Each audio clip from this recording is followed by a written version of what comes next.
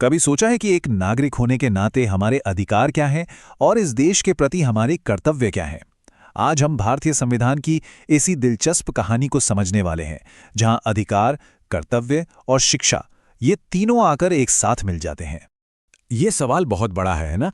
एक तरफ तो संविधान हमें कुछ अधिकार देता है और दूसरी तरफ हमसे कुछ कर्तव्यों को निभाने की उम्मीद भी की जाती है। तो इन दोनों के बीच ये संतुलन बनता कैसे है? चलिए आज इसी को समझते हैं। देखिए, इस पूरे संतुलन को समझने के लिए हमें सबसे पहले दो शब्दों का मतलब साफ साफ जानना होगा। एक है मौलिक अधिकार और दूसरा है मौलिक कर्तव्य। आखिर ये दोनों हैं क्या और इनमें फर्क क्या है? अधिकार और कर्तव्य में जो सबसे बुनियादी और सबसे बड़ा फर्क है वो ये है कि हमारे अधिकार न्यायोचित हैं।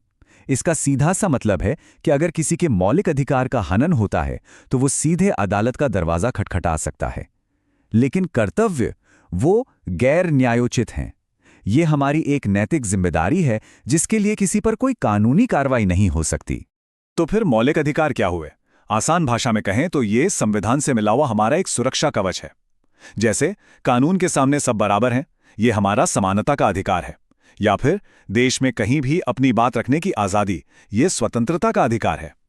ये सिर्फ वादे नहीं बल्कि पक्की कानूनी गारंटी हैं। और दूसरी तरफ हैं मौलिक कर्तव्य। ये एक तरह से हमारे लिए नैतिक दिशा निर्देश हैं, जैसे कि राष्ट्रीय ध्वज का सम्मान करना या अपने पर्यावरण की रक्षा करना।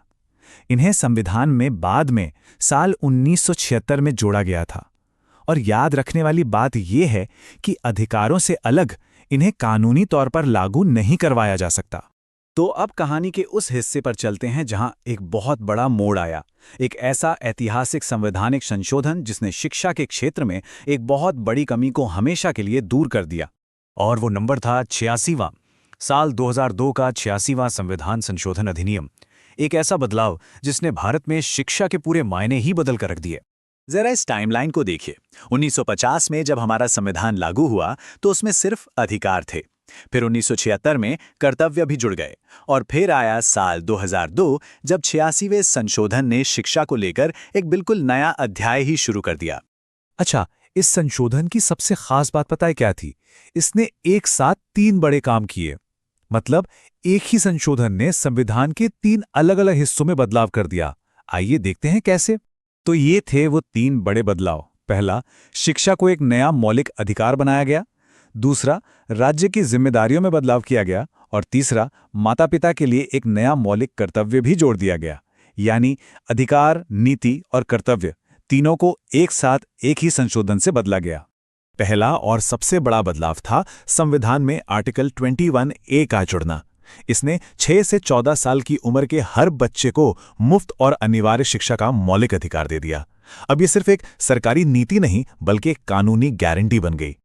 दूसरा बदलाव हुआ आर्टिकल 45 में। अब राज्य की जिम्मेदारी 6 साल से कम उम्र के बच्चों की देखभाल और उनकी शुरुआती शिक्षा पर केंद्रित हो गई, जिसे हम अर्ली चाइल्डहुड केयर भी कहते हैं।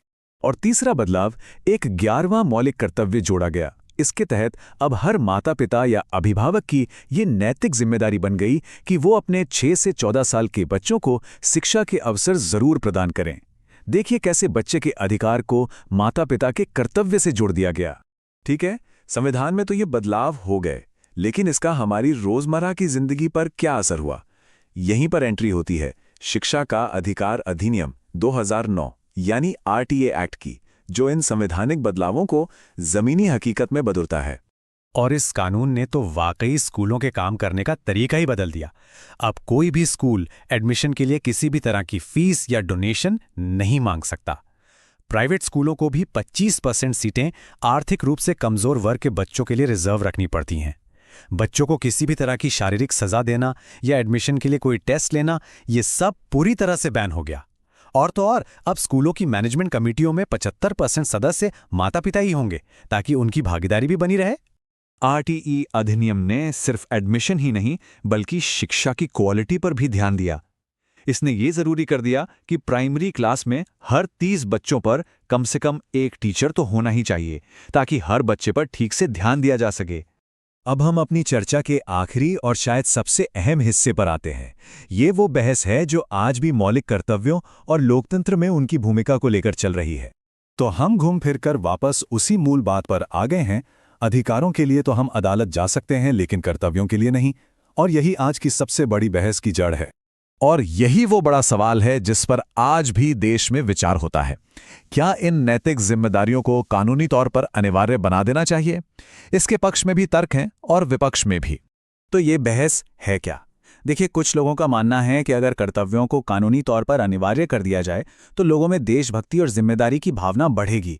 वहीं दूसरी तरफ आलोचकों को ये डर है कि सरकार इसका इस्तेमाल असहमति या विरोध की आवाज़ों को दबाने के लिए कर सकती है। साथ ही कुछ कर्तव्य, जैसे अपनी संस्कृति का संरक्षण करना, ये इतने अस्पष्ट हैं कि इन्हें कानून के दायरे में लाना भी बहुत मुश्किल है। तो आखिर में सवाल यही बचता है कि हम अपने अधिकारों और अपनी जिम्मेदारियों के बीच एक सही संतुलन कैसे बना सकते हैं? इसका कोई एक आसान जवाब नहीं है, और ये एक ऐसी बहस है जो भारत के लोकतंत्र के भविष्य को हमेशा आकार देती रहेगी। इसके बारे में सोचिएगा जरूर।